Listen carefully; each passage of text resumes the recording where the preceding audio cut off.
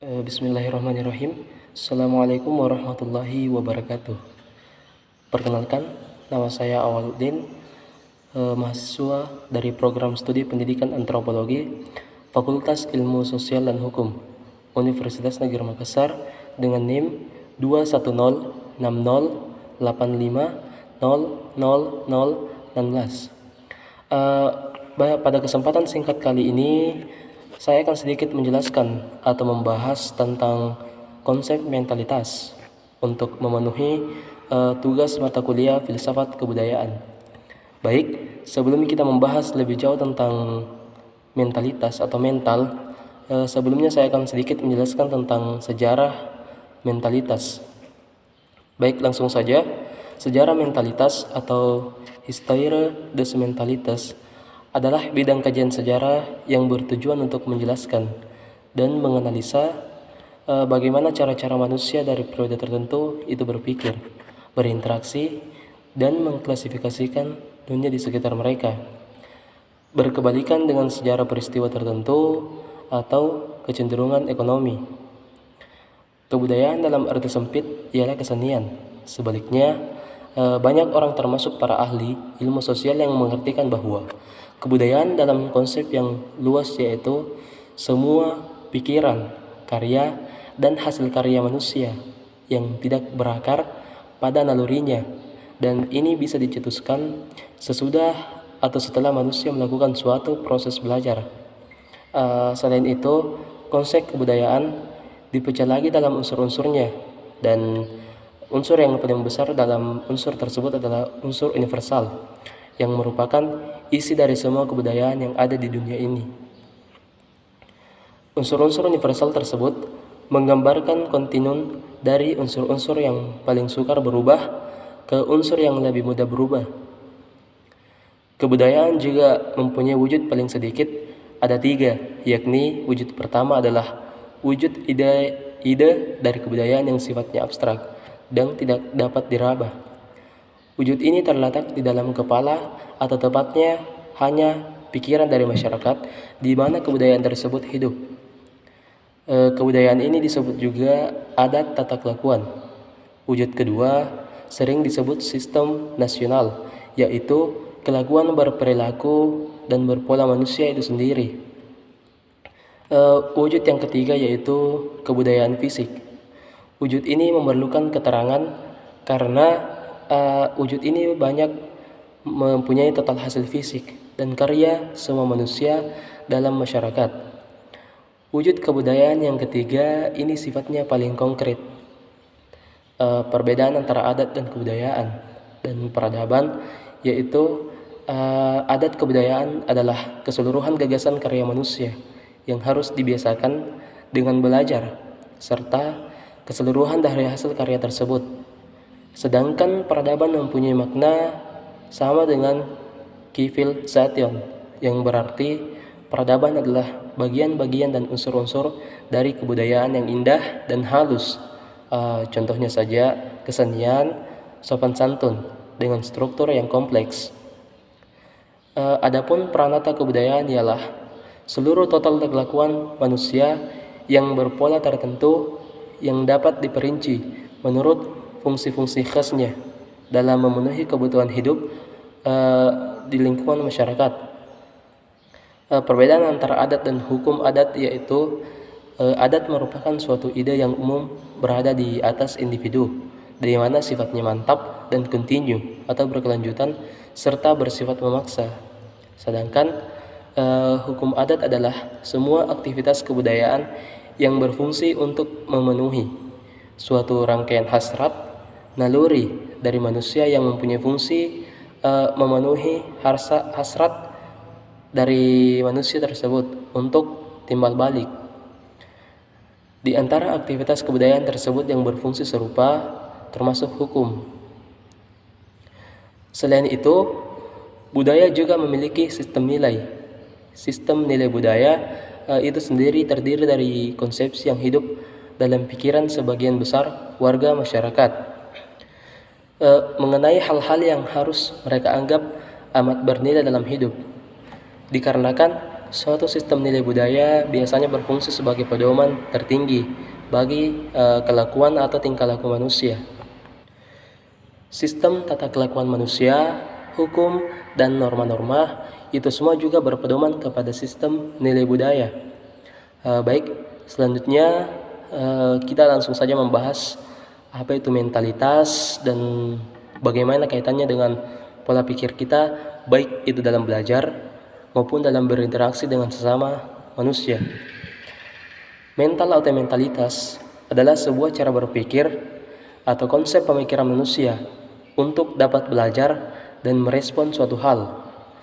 Mental juga bisa dikatakan sebagai pikiran. Artinya, cara seseorang dalam berpikir ini dipengaruhi oleh berbagai aspek, misalnya pengalaman hidupnya, hasil belajar atau lingkungan sekitarnya. Ketika kita berbicara tentang mental, tentu kita tidak asing atau kita sering mendengar di lingkungan sekitar kita dengan istilah mental health atau kesehatan mental.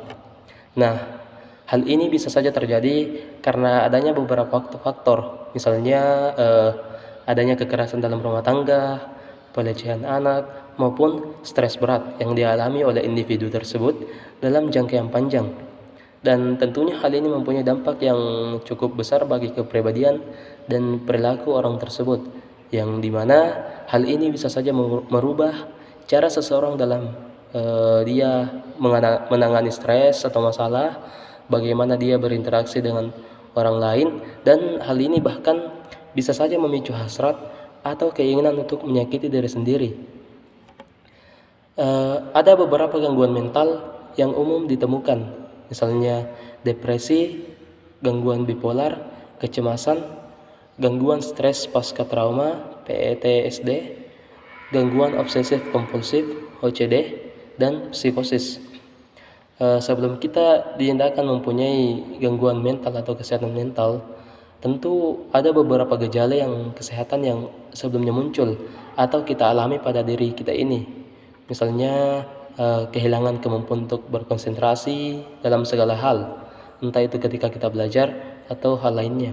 Yang kedua, adanya ketakutan atau kekhawatiran atau perasaan bersalah yang selalu menghantui, dan ini terjadi berulang kali.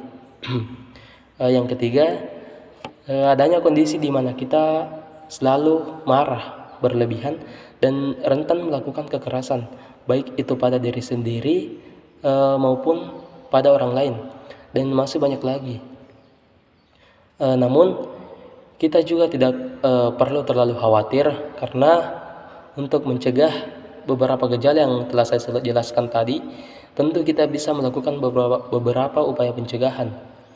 Misalnya dengan melakukan aktivitas fisik seperti berolahraga, membantu orang lain, menjaga kecukupan tidur dan istirahat, dan yang paling penting mencari bantuan orang yang profesional di bidang tersebut atau dokter jika sudah mulai merasakan gejala yang sudah saya jelaskan sebelumnya.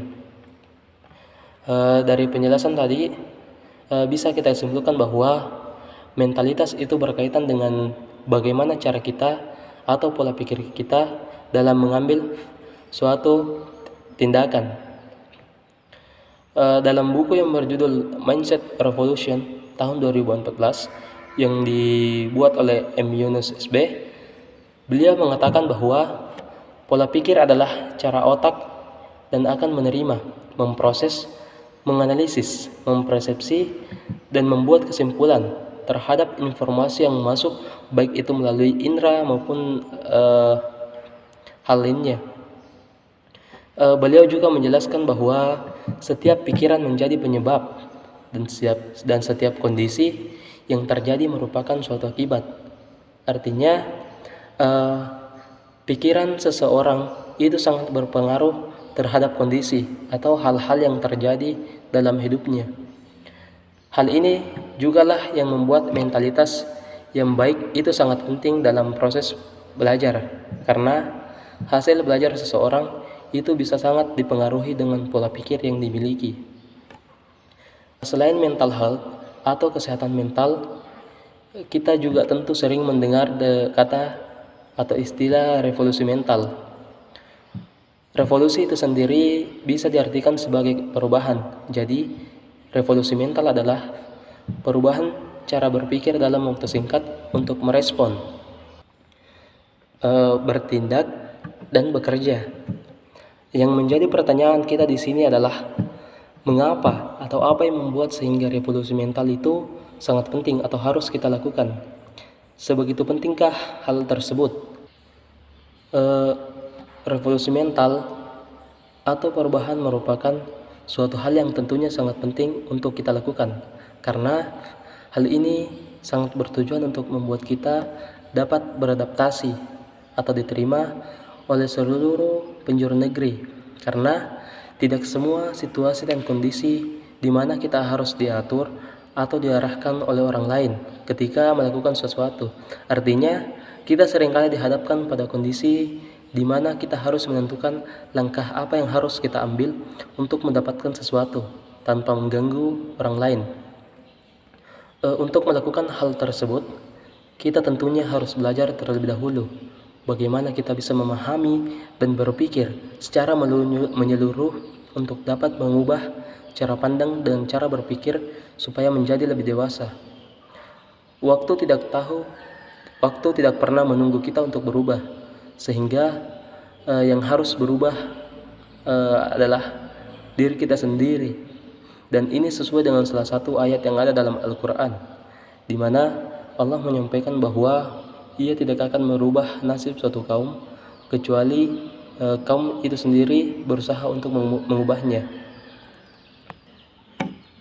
Selain itu, materi tentang mentalitas juga dijelaskan dalam buku Kebudayaan Mentalitas dan Pembangunan, yang menjelaskan bahwa mentalitas pembangunan adalah suatu usaha untuk mengadaptasi teknologi, juga memerlukan suatu mentalitas yang menilai tinggi hasrat bereksplorasi, tetapi juga mutu dan ketelitian. Suatu bangsa yang hendak mengintensifkan usaha untuk pembangunan harus berusaha menilai tinggi orientasi ke masa depan, dan akhirnya menilai tinggi mentalitas. Untuk membangun mentalitas, pembangunan sikap tidak percaya diri pada diri sendiri yang memburuk rupanya adalah suatu kegagalan yang harus dihindari atau dihilangkan, terutama pada usaha bidang pembangunan. Selain itu, untuk melancarkan mentalitas pembangunan ada 4 cara yang bisa kita lakukan, yaitu dengan memberi contoh yang baik, memberi perangsang yang cocok, yang ketiga dengan persuasif dan penerangan, dan yang keempat dengan pembinaan serta pengasuhan suatu generasi yang baru untuk masa yang akan datang, di mana hal ini dilakukan sejak kecil. Kelebihan dari buku ini adalah di mana buku ini dikarang atau dibuat langsung oleh seorang ahli antropologi budaya yang terkemuka di Indonesia, yaitu Bapak Kuncharaningrat. Buku ini juga memuat tentang ulasan kebudayaan serta mentalitas pembangunan secara harafiah. Ini bisa dimanfaatkan sebagai sarana belajar bagi para mahasiswa maupun siswa dengan disiplin ilmu dari ilmu budaya. Selain itu, buku ini menghadirkan teori dan metode yang telah digunakan dalam kajian kultural, serta buku ini sudah menggunakan bahasa yang lugas dan mudah dipahami, sehingga sangat direkomendasikan untuk dibaca. Namun, kekurangan dari buku ini yaitu jika digunakan sebagai referensi sudah terlalu lama tahun terbitnya. Selain itu, buku ini juga menceritakan tidak hanya kebudayaan dan mentalitas pembangunan, sehingga terkesan lebih umum atau lebih luas. Buku ini juga disajikan dalam kertas yang tidak berwarna, sehingga bisa saja membuat kita kurang menarik, dan ilustrasi yang ada pada buku tersebut juga kurang. Menurut saya buku ini sangat cocok untuk dibaca dari berbagai kalangan, tidak hanya budayawan, serta buku ini memuat informasi tentang kebudayaan secara mendetail. Sedikit saran dari saya, buku ini bisa dicetak ulang, akan mungkin bisa menjadi lebih baik untuk menjadi referensi khususnya dalam bidang ilmu budaya. Baik, mungkin Itu saja sedikit penjelasan singkat dari saya mengenai konsep mentalitas atau mental. Semoga apa yang saya sampaikan tadi itu bisa dimengerti baik bagi para pendengar atau orang yang menonton video ini. Begitupun dengan saya sendiri. Lebih dan kurangnya mohon dimaafkan. Billahi fisabilil haq wastabiqul khairat. Assalamualaikum warahmatullahi wabarakatuh.